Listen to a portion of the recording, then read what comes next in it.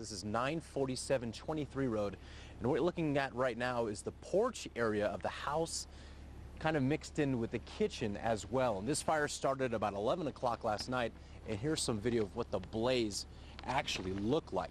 There were numerous fire trucks and ambulances from both the Grand Junction Fire Department and the Lower Valley Fire Department to get this blaze under control, and that happened at about midnight earlier this morning.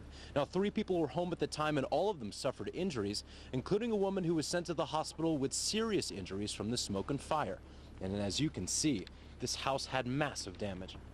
The risk of being inside outweighs the benefit of being inside, so we've moved to the outside to finish the extinguishment.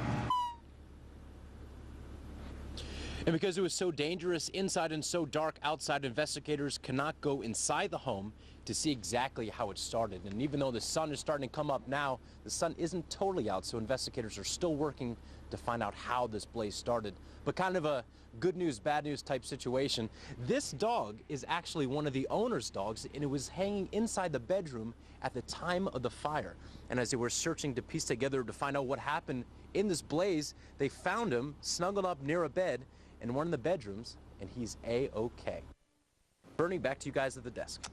Oh, certainly a tough day for those folks, but a little too. bit of good news after finding the dog there. Thanks, Joe. yes. I'm under control. 11 News reporter Joe Gadding is joining us live now outside of the City Works Department. Joe, how's traffic coming along out there?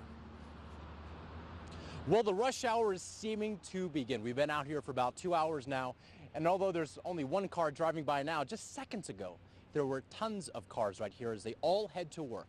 And they all seem to be driving safely as well, because the roads, they don't look too bad here on the Riverside Parkway. We've seen some plow trucks and some sand trucks coming by to make sure that the main roads and the main arteries into downtown are safe.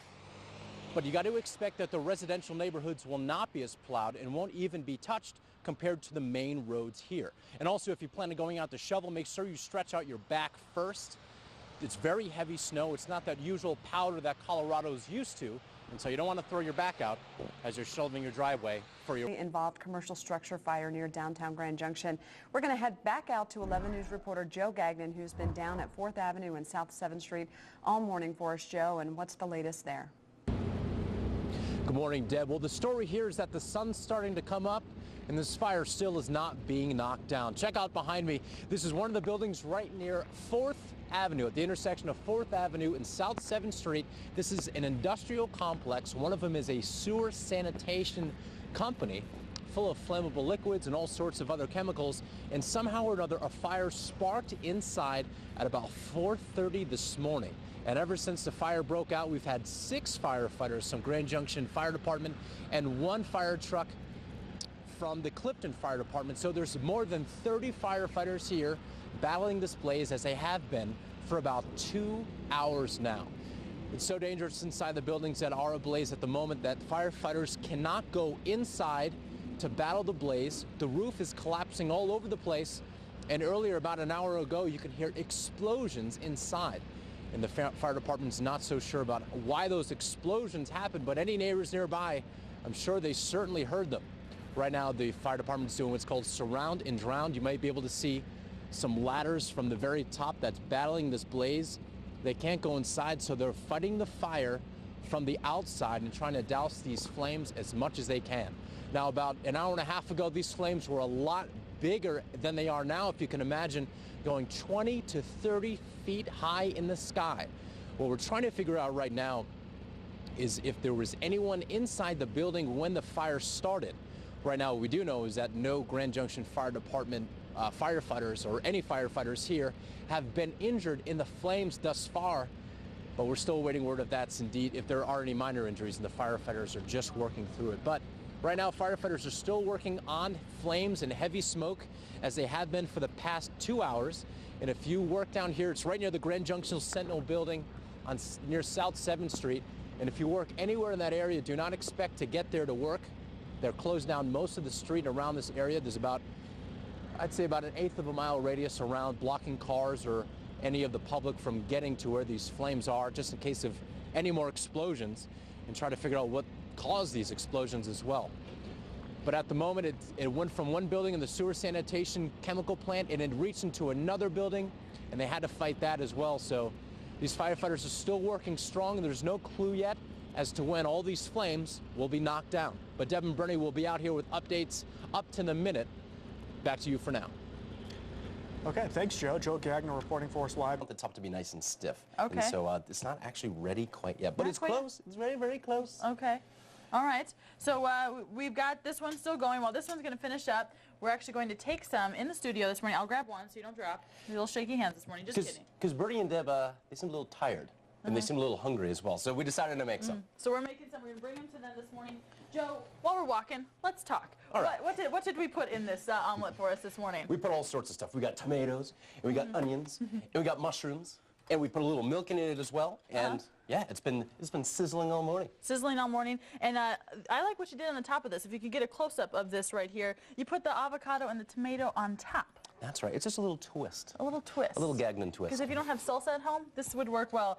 And one other thing that you did that, or why we picked this, because we read a lot of stuff online. It says that fast food is good, obviously, because it's very greasy. But if you don't want to leave the house, because that involves moving and driving and motion.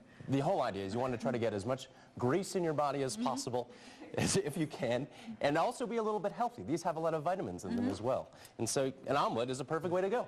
So this is what we have. Yummy. And Joe, Here you go, Bernie. Thank you, Joseph. And I gotta say, Joe is actually a really good cook. He makes amazing enchiladas. I don't eat meat, obviously, but he makes these amazing meatballs in this homemade tomato sauce. What do you think? Joe, That is heaven. What do you think? This is he knows what he's doing. All right. And you have a Rice Very Krispie good. treat. Don't forget dessert. That's Didn't eat dessert. it. It's not open. All right. There you All go. right. You're waiting for the omelet. This is a Not fantastic bad. omelet. Joe, Not bad. this is a credit to you, although I'm not hungover. Yes. Yeah, they had I'd eat kids. this They didn't get to omelet go out for the anytime. green beer yesterday. Yeah, I didn't see you guys at Nagy McGee's. Nope. No. But we must say, we went for lunch yesterday and had a green was a beer. good time. But it was packed there, and I guess every bar in town was just slammed. So that's why we came up with this idea today, because we saw a lot of Grand Junction around town yesterday. I bet. And we knew that they were going to need some treats this morning. This Yep. is Well, it a is a wonderful treat. Good. Thank good you. work, you guys. I do what I This is can. really It's tasty. vegetarian too, in case, and we accept tips as well. Yeah. So fork over some dough. One is forthcoming. Yes, I 30% can tell you that tips. right now. All right. Well, Joe and I had to head back to the 30%? kitchen because we have one on the stove top that needs to be flipped. We got a new You guys are building. gonna be right? burning Gotta down walk the place to station burn here down. Smoking soon. back there. Exactly. Yeah, I think So yeah. Joe and I are going to go to flip. All right. So you guys Excellent. enjoy. Enjoy, you guys. All right, We'll be thank Thank right you back. very much. We appreciate it. We'll get This back is- to what's at hand. And you know what's at hand? Yeah. Good morning, Deb. Good morning, Bertie. We're here on Christopher Way, 1725 Christopher Way. And here's an idea of what the fire happened after this blaze. The entire contents of the garage itself totally charred. The most amazing part is the person that was injured, a mother looking for her kid inside. Now, according to the Grand Junction Fire Department, this call came in just after 10:30 last night. When a police officer arrived on scene, he began evacuating the building as it was ablaze, and several occupants made it out safely. Within 10 minutes, there were heavy flames coming from the garage of one of these units. Now, here's what it gets pretty amazing. According to investigators, one woman thought one of her children would still be inside, so she went back in frantically looking for him, and she suffered burns on her hands. But thankfully, firefighters went inside later and determined that everyone had gotten out safely. They say there's heavy smoke and huge amounts of damage, as you can see, and significant structural damage to the garage as well. Now, the Red Cross was called in to help these families, and the family, that woman especially, that went inside to go help her kid and try to find her, is staying with her mother. She has burns on her hands, but she says she'll be all right. Deb, Bernie, back to you guys at the desk. All right, thanks, Joe Gagnon reporting for us live from... Joe Gagnon joins us now. And the only place that you can get them shipped off in time, of course, is the Post Office Annex, just off of F Road. Joe, what can you do if you're not quite there yet? Well, there's certainly two options you can have, and don't worry, it's not the end of the world, but you do need to get moving by the end of the day today. First of all, you can come to the Post Office Annex just north of Patterson, or just north of F Road, which is, I guess, Patterson as well, and put it in one of these fancy blue mailboxes as well. Number two, you can always e-file. That's really easy. I use TurboTax, and I'm the worst mathematician that there ever was, and even I could file my own taxes, which is pretty impressive. Or second, or third actually, you can look and see if you can file an extension to make sure that you can get your taxes in later if you don't think you'll be able to have them processed in time. And if that's the option for you, look for Form 4868. And this will allow you to extend your deadline until the fall, and you won't need to hand in your tax return until October 15th. And now here at the Palace of Procrastinators, the post office annex here at Forsyth Park, we'll be looking live throughout the show to show you how busy it will get throughout the day. And I haven't seen anyone come here in about a half an hour, so perhaps the middle of the afternoon might be the best time for these folks to get their taxes ready and on their way to the lovely folks at the Internal Revenue Service. Deb and Bernie, back to you. All right, thanks. Joe Gagnon reporting for us live from the post office annex. News reporter Joe Gagnon is standing by at the Two Rivers Convention Center. Joe, did you finally get your hands on some pancakes? Hey, good morning, Deb. Good morning, Bernie. This is called the Kiwanis Pancake Day, and secondly, it's also called the Silent Auction. And why is it such a big deal? Check out all of the neat stuff. Ooh, what are you working on? What are you doing now? Oh, we're labeling all of our items. We've got tons of great stuff here at the silent auction. We have a storage shed for more storage. We have lots of handmade wooden items, a park bench, gift certificates, City Market gift certificates. Come on down and bid. Wow.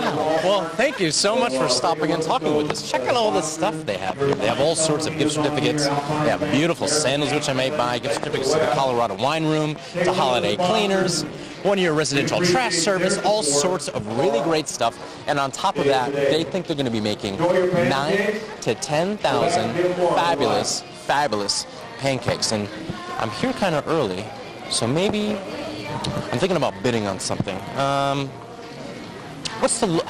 How can you bid? What's the lowest bid? $5 increments is what we're asking for. If there's a minimum bid, we have it actually written on the sheet. Okay. But the big higher price dollar items, we do have a minimum. So let me see. So for this, so I'll do 5 cents. Can I do 5 cents? No. At least $5. This is a fundraiser for Kiwanis Club of Grand Junction. I'll do $20 million then. That's awesome. $20 million. I don't worry about it. Deb, I think that she can foot the bill, and she's told me that she likes me the best. So Deb, Bernie, back to you. And Deb, thank you for the $25 gift certificate to the Colorado Wine Room. Thank you so much. I'm sure Bernie can top that. He'll be the one walking away with it probably. It's possible. Thanks, Joe. It's now 6:18 on this Friday morning.